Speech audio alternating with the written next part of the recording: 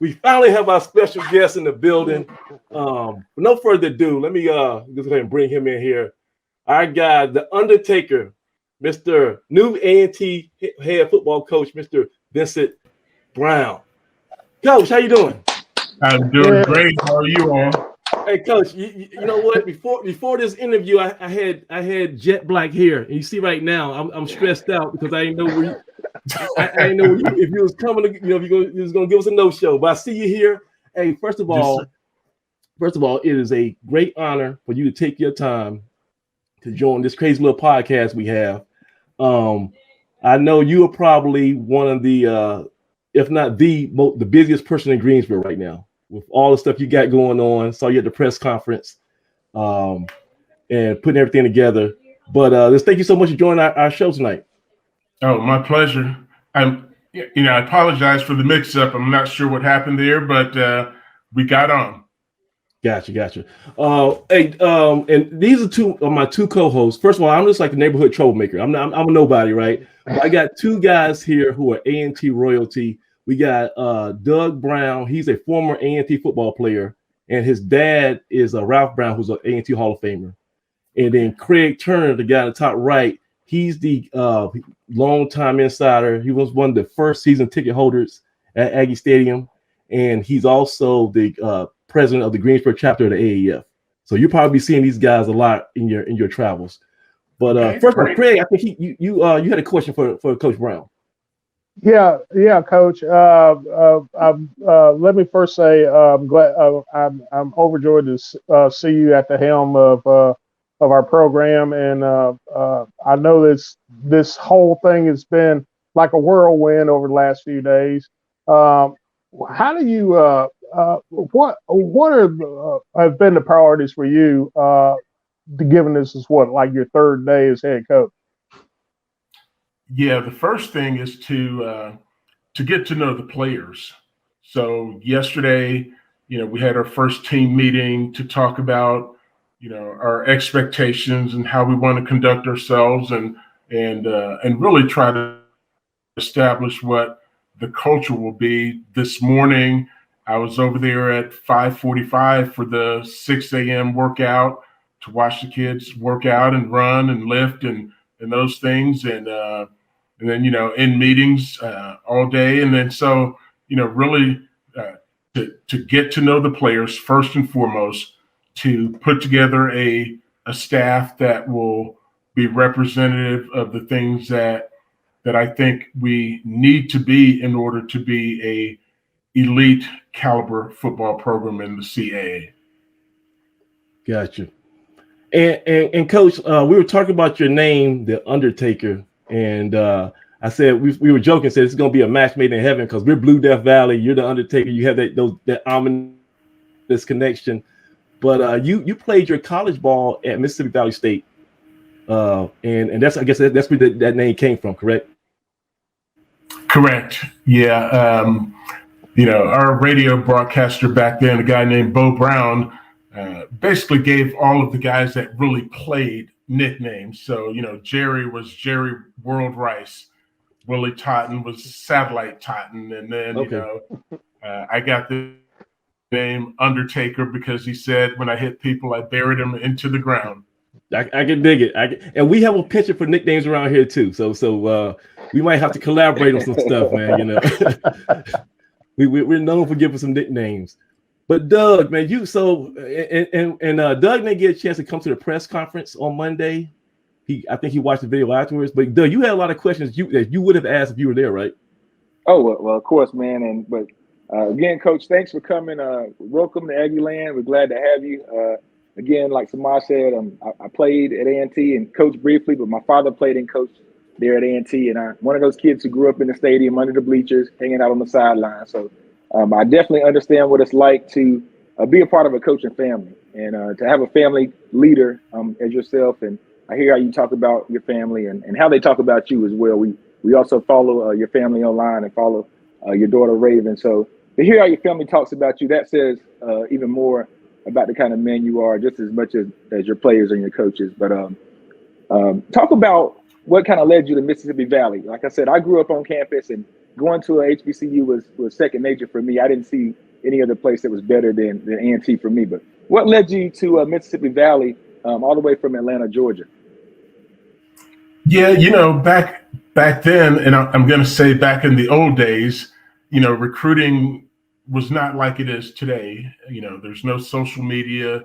And even at that point, a lot of the inner city schools were not being recruited heavily by, what is called the Power 5 schools now. And so it, quite frankly, didn't have a lot of options. Had, Morris Brown, Morehouse, Valdosta State was just starting a program. And then when Valley came, they showed so much love. It's like, man, these guys really value me. Like, they want me.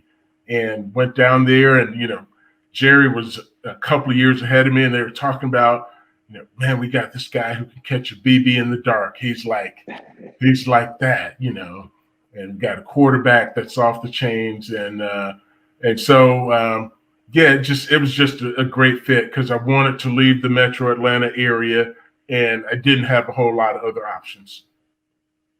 Well, you talk about being coached by great guys and mentored by guys like Johnny Ripsaw Thomas, Coach Bill Parcells, the Tuna himself, Al Grove, who was actually the head coach at UVA when I actually committed there before I decided to come to A&T. I will say I peeked around a little bit, but those guys in Virginia. Coach London was on that staff. He was the defensive coordinator, and those guys, phenomenal staff. I mean, Bill Musgrave, Ron Prince, Al Golden, all those guys were kind of in place. And I think Coach Carter, who actually coached with you, William and Mary, he would have been in that class with me. But all great guys. And you talk about your pedigree and what they instill. And you even mentioned in the press conference that being a part of those academic institutions and how that intertwines with athletics. What's your message to the football team and the players on the team and the entire program on what academics means to our staff and means to our program, and how we're going to put that at the forefront and continue to strive for excellence? Yeah, it is an essential element of what we're tasked with doing. Like, we are here to educate the young men that we're entrusted with. And in our meeting yesterday, it was literally, hey, why are you here? And I said, you're here to become educated men. And I made the team repeat it multiple times. Why are you here? To become educated men. No, why are you here? To become educated men. And so that's our task, first and foremost, to make sure that they leave educated men, and then to win football games and to be elite in other areas of our lives also. And having been in those other places where academics were a priority, I know it can be done. I've seen it, and the coaches have to make it a priority before the players believe it becomes a priority. And once we instill that it's that important, the high tide raises all boats. Everything is elevated. So I'm very excited about the kids in the program and the possibilities of where we can go. Hey, Coach, I got a quick question. I know, this is your first week, and you're just getting, you're getting your office set up and everything. You find your parking space. When you take on a job like this, do you have like a priority sheet of things that you want to implement, right off the bat? How does that this first week go about as far as putting your own signature and your own stamp on things? How does that work? Yeah, so in actuality, we actually tried to plan out like the first 90 to 120 days of the things that we want to get accomplished during that time. And like I said, first and foremost is building the relationships with the players so that you can coach them. Putting together a great staff, trying to figure out the identity of the team. Who are your best players? Who do you need to feature offensively and defensively? And then you start to kind of manipulate your schemes. And then really the other part of it is becoming engaged in the university and the Greensboro community, like supporting the other programs and getting our players out in the community to show that this isn't just about, A&T football. Like, we're an essential part of the overall university. And I'm gonna throw some questions out here, and you can answer them any way you want to. I know you're pretty politically savvy guy. You know how to dance around stuff. But it's my job. I gotta throw it out there, right? So everyone right now, everyone's is curious to see about this coaching staff, right? Because that's going to give us an idea of your mindset and how you like things. So I asked you this question on Monday at the press conference, and I know it's been on a couple of days, but have you made any more determinations, any more decisions about the shape up of your coaching staff? Are there anybody you want to announce tonight that's going to be coming in here? No announcements tonight. Okay. But we are the part of it is, just trying to identify the guys that were on the previous staff and giving them a fair opportunity to at least get a chance to interview for positions. And then, the other part of it is the guys that we are looking to bring in are talented coaches.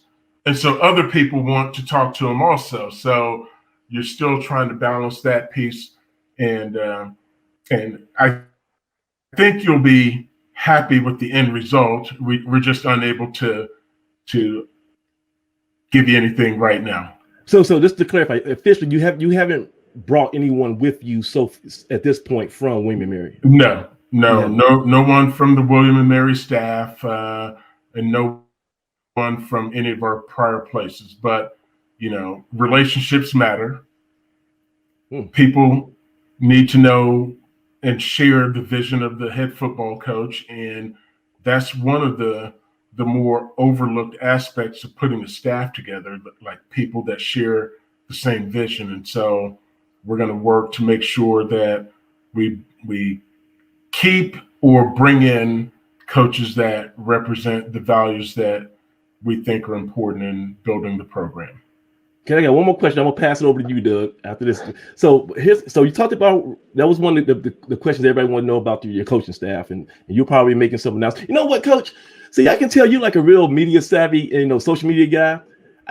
This is my suggestion. You don't have to take it, but I would kind of make a big deal out of the announcement, because that's kind of cool to us to find out. You know how like the NBA draft says, they have people coming. I would go out and say, for 2003, the defensive line coach is so and so. So okay. I think if it was cool, it would really be mean a lot to us to find out who's going to be leading the show.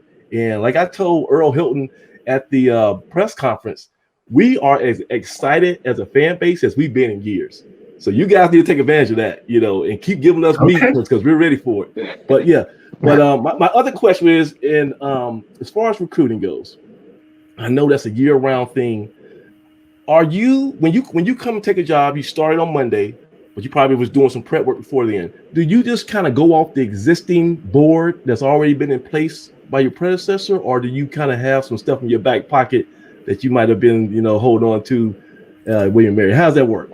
There's a little bit of both. So there's some kids that I was recruiting there that like, oh man, if we could take this kid, I would take him. And there's a couple of them that are still out there. The challenge now is looking at our needs here at A&T and making sure the needs of the team match the availability and talents of the kids that we're recruiting. We're not just going to add players just to add them, but there's some really talented kids out there. And one of the things that's happened with the transfer portal is that it's affected high school recruiting.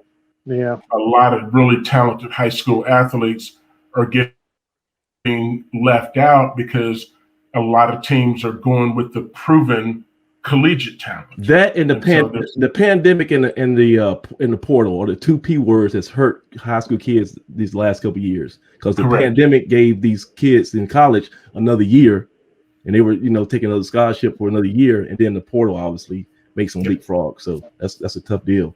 Yeah. So we're always gonna try to find talented players that can help us compete for championships. And if they fit within the needs of the program and the academic profile that we're looking for, and if we have the numbers available, we'll add them, because in the grand scheme of things, that's where you build your depth to be able to sustain the run needed to make it to a conference or playoff caliber, national championship type team. And we just gonna keep you here for a couple more minutes. I appreciate your time. Go ahead, Doug. Oh, no, I was just going to ask you, Coach. I heard you talk about your values and the things you wanted to bring to the program, and discipline was one of those buzzwords that's also a buzzword here in Aggie land. Tell us how you go about instilling discipline to a program, or introducing it, I'll say, to a program, and letting them know kind of your expectations for discipline. Yeah, I think the most important aspect is clearly defined rules, so that there are no gray areas. Well, Coach, you said this the other day, and you said this 2 weeks ago. No, no gray areas, clearly defined rules. And then that there are consequences for not adhering to the rules. And sometimes those consequences are very painful. Sometimes it may mean leaving your best player at home in a critical game. If you're saying, the rules are the rules, then let's adhere to the rules.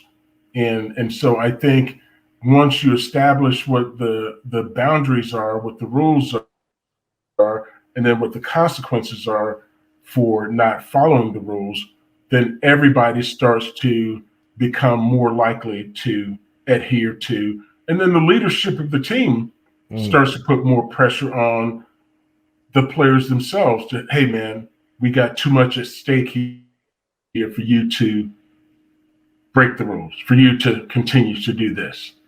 Gotcha. And Craig, you know what? When I hear this, you know what the overriding theme is? Yeah. And it's a reset.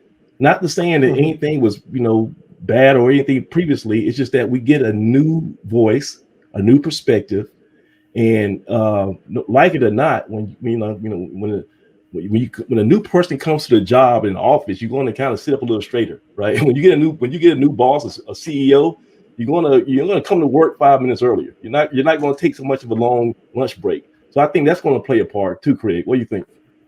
Yeah, I tend to agree. Coach, I want to ask you, I know it's very early in the process and you're just now getting to know the players, but I'm sure you did some research on A&T's style of play and what they did this past season. And how would you? What was your evaluation of the A&T team of a year ago, and as far as strengths and weaknesses are concerned, things that you might see that you may need to tweak? Yeah, without getting into great detail, right. There's some talented players, some very talented players, and unfortunately, we've lost a couple of the ones offensively and key player defensively. Yeah. But there's still a lot of talented players here, guys that are capable of making plays against anybody at the FCS level. The other part to that is, and we've spoken about it again earlier, is discipline, and how it's hard to win if you're going to beat yourself. Right. So the first thing is eliminating those things that cause losing, and some of those things they're self-inflicted, and that's where the discipline part comes into play, both on and off the field. But I'm very encouraged by the talent level here.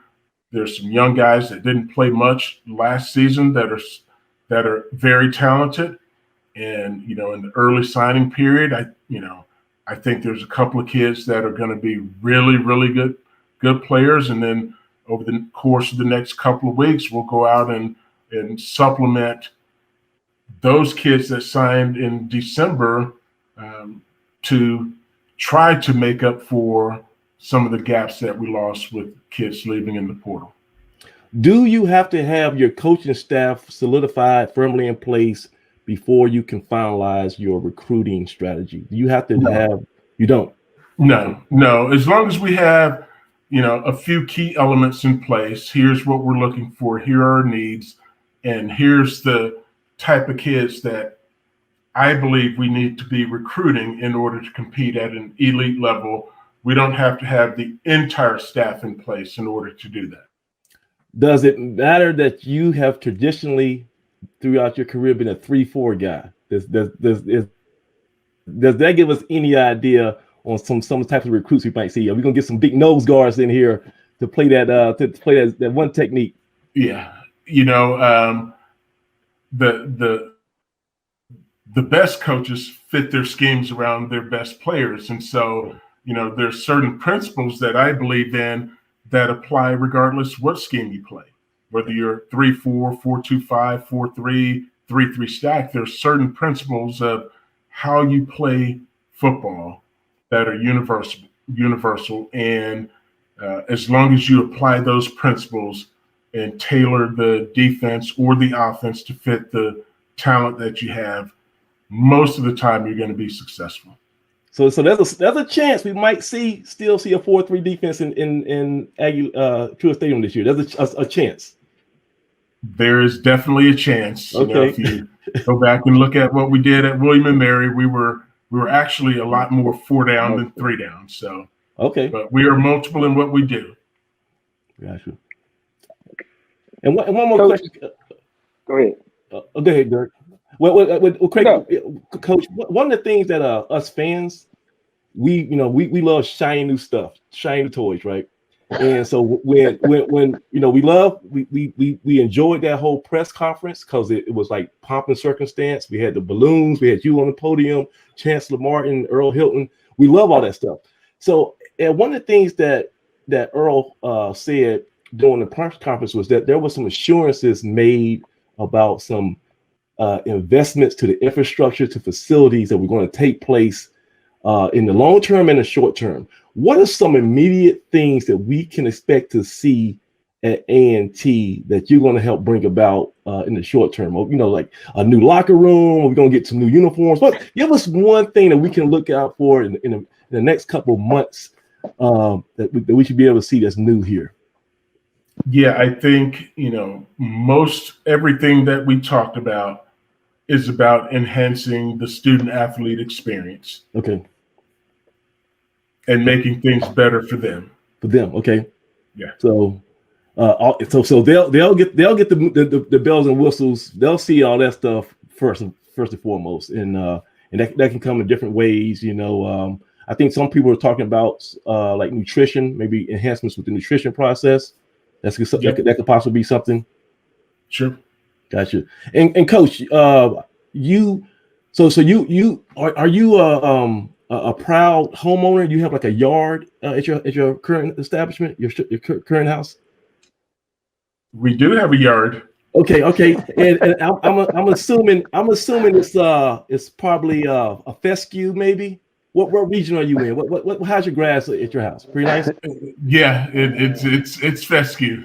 Fescue. Okay, I'm a tall fescue guy.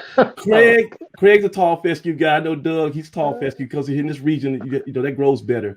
But there's also some people who are really big on artificial grass. Okay, and they've been chiming in for a couple of years. They want to see a turf field at Truist Stadium. Do you have any preference to grass versus turf? Does that make a difference to you? I mean, I love a great playing surface and one that will hold up over the course of the season. Grass is always great because, when you get my age, your joints hurt being on the turf. So, yeah. So you enjoy being on the grass. Right. And what did you guys have at William and Mary? What was this field at William and Mary? Turf. That was turf. Okay. Yeah. So you wouldn't, if Chancellor Martin came in there to your office and said, you know what, this whole theme of being new, we might make new field turf at Truist Stadium. You wouldn't be against that. You wouldn't be adverse to that. I can't say right now because I think there's something special about playing on a beautiful grass surface. Okay. Thank you. Thank you. I'm a grass guy. Yeah, I think there's something really special about playing on a beautiful grass surface. But, in today's athletic environment, that football field is used by multiple sports and multiple teams for doing a lot of things throughout the course of the season or the course of the year. So, that's something that's above my pay grade. Gotcha. And Doug, you were talking before he got on here. You're a big Patriots fan. You got any memories of this guy playing for the Patriots, man? Because I'm a Cowboys fan, so we always go back. Well, yeah, Coach, I admit it's only maybe two of us here, the true Patriots fans, still hanging around here in Greensboro. But I want you to know you represent it. We got you representing. I had to deal with Samaj and his Houston Astros and everybody else, but the Patriots, we got you, Coach.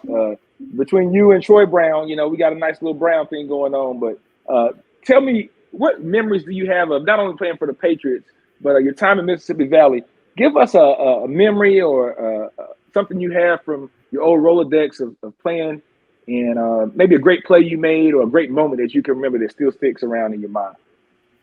Wow, I think it's more so the games than the individual plays made, and we played in the first two Circle City Classics at Mississippi Valley, and we beat Grambling.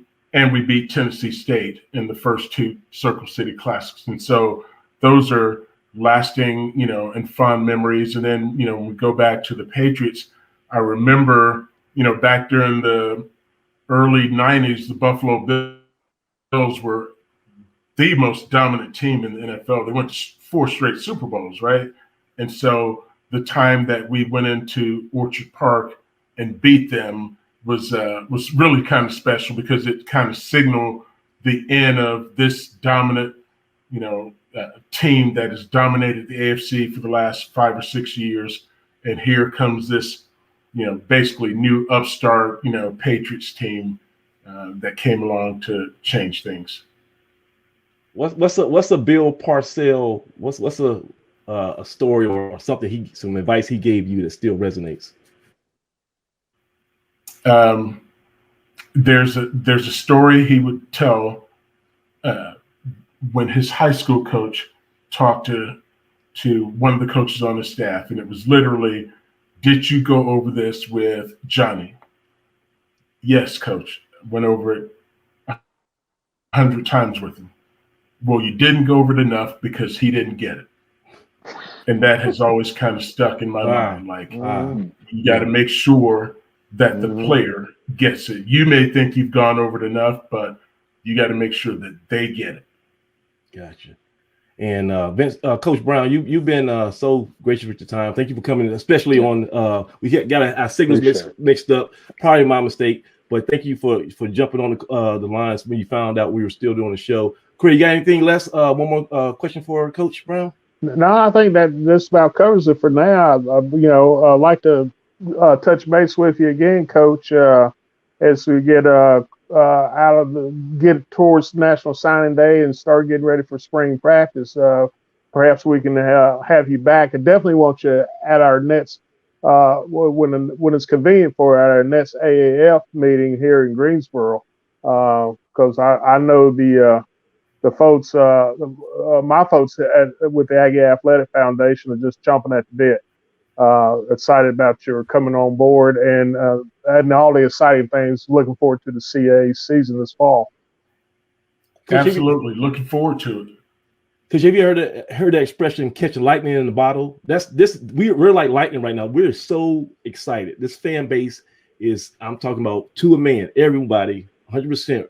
We're behind you. We're optimistic. We're energized. We're just ready for some marching orders. And that's what I was saying. What's the call to action?